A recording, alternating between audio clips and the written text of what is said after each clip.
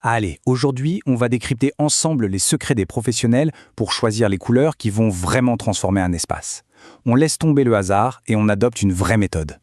On a tous vécu ça, se retrouver devant ce mur infini de petites cartes de couleurs, quasi identiques, et se sentir complètement perdu. On se dit, mais par où est-ce que je commence? Eh bien la bonne nouvelle, c'est qu'il y a une vraie logique derrière tout ça. Parce que, vous savez, choisir une couleur, c'est tellement plus qu'une simple question de goût. En fait, c'est créer une ambiance, c'est raconter une histoire. Et c'est exactement ça qu'on va faire. On va apprendre à parler cette langue, la langue des couleurs, comme le ferait un pro. Bon, alors, on ouvre notre boîte à outils de designer. Le tout premier concept, vraiment la base de tout, c'est de comprendre ce qu'est l'harmonie des couleurs. Et tout commence ici, avec cet outil, le cercle chromatique. C'est un peu la boussole de n'importe quel décorateur. L'idée de l'harmonie, au fond, elle est toute simple. Il s'agit d'associer des couleurs qui sont voisines sur ce cercle.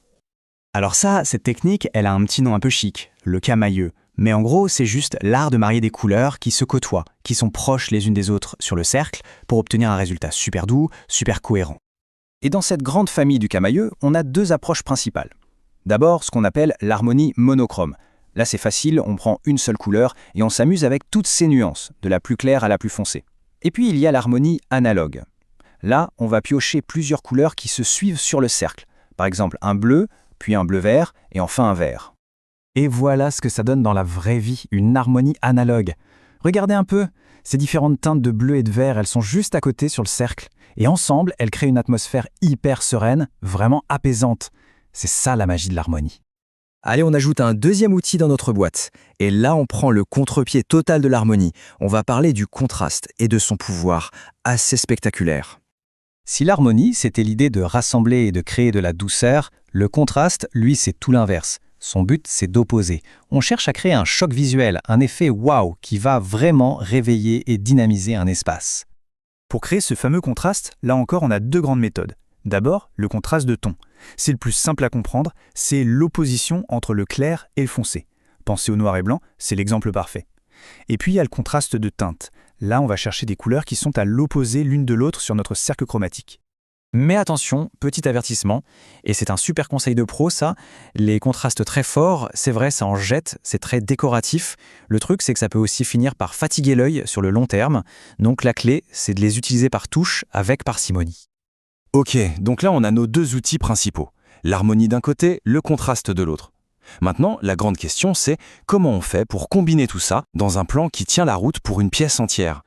Eh bien, c'est exactement ça que les pros appellent une solution chromatique. L'idée derrière ce terme, c'est de comprendre que le choix des couleurs, ce n'est pas juste « tiens, je vais peindre ce mur en bleu ». Non, c'est une vision d'ensemble qui prend absolument tout en compte. Et quand on dit tout, on veut vraiment dire tout.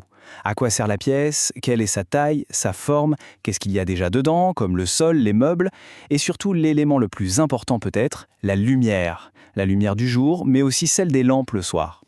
Allez, assez de théorie, on passe à la pratique. On va voir concrètement comment on lit un espace, un peu comme le ferait un pro pour faire les bons choix. Chaque pièce a son rôle, sa fonction.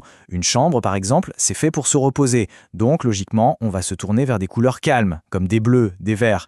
Un salon, au contraire, c'est un lieu de vie, de partage. Là, des teintes plus chaleureuses, comme des ocres, des beiges, ça fonctionne super bien. Bref, la couleur est au service de la fonction. Et maintenant, une question super intéressante. Est-ce qu'on réalise à quel point la couleur peut littéralement changer notre perception de la taille d'une pièce?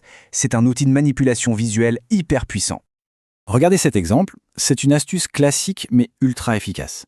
Un plafond peint dans une teinte plus sombre que les murs, hop, il va nous paraître plus bas. Ça peut créer une atmosphère super intime, très cosy. Et à l'inverse, si on le peint plus clair que les murs, on gagne instantanément une impression de hauteur, d'espace. En gros, voilà une petite anti-sèche à garder en tête.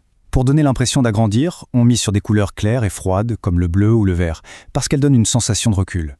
Et si on veut au contraire rendre un très grand espace un peu plus chaleureux, on va choisir des couleurs chaudes et foncées, qui elles semblent s'avancer vers nous. On en arrive maintenant au facteur peut-être le plus important, et pourtant c'est celui qu'on oublie le plus souvent, la lumière naturelle. Il faut bien comprendre qu'une même peinture n'aura pas du tout le même rendu dans une pièce orientée au nord et dans une pièce orientée au sud. C'est simple. Une pièce au nord reçoit une lumière assez froide, un peu bleutée. Pour la réchauffer, on va donc lui apporter des tons chauds comme des beiges ou des jaunes. A l'inverse, Une pièce plan sud est inondée d'une lumière très chaude. Pour équilibrer ça, des tons plus froids comme un bleu ou un gris seront parfaits. Le secret, c'est de toujours composer avec la lumière et jamais contre elle. Et attention, une pièce, on y vit aussi le soir. L'éclairage artificiel change absolument tout. Une ampoule qui tire vers le jaune va faire flamber les rouges et les jaunes de vos murs. Une LED bien blanche, bien froide, va au contraire accentuer les bleus et les verts. C'est crucial de penser à l'ambiance de jour et à l'ambiance de nuit. Au final, ce qu'il faut vraiment retenir, c'est ça. La couleur parfaite n'existe pas dans l'absolu. C'est toujours le résultat d'une sorte de conversation. Une conversation entre la pièce elle-même, la lumière qui l'habite, et bien sûr l'atmosphère qu'on a envie d'y créer. Alors voilà, maintenant qu'on a quelques clés pour décoder ce langage, la question se pose. Si on regarde un peu autour de soi, chez soi, quelle histoire nos couleurs sont-elles en train de raconter? Et surtout, quelle histoire on aurait envie qu'elles racontent? C'est une bonne question pour commencer, non?